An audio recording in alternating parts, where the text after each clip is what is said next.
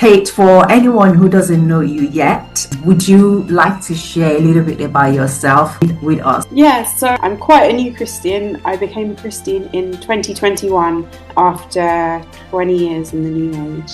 Welcome to the family.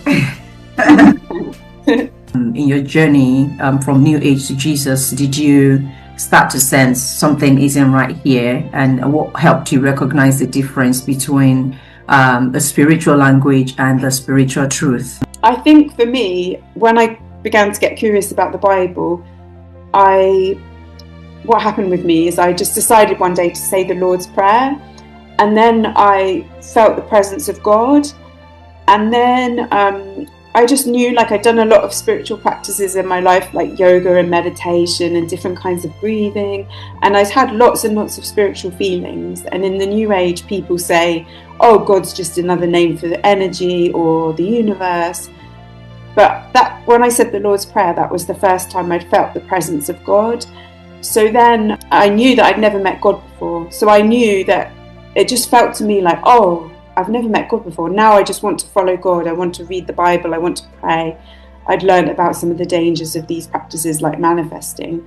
And I just thought, I don't want to do that anymore because it's not from God and it's not about connecting with God. So that kind of really just showed me what the spiritual truth was. Oh, wow. What a powerful testimony. The Lord's Prayer. What drew you to the Lord's Prayer? How did you know that this is the prayer to start to pray?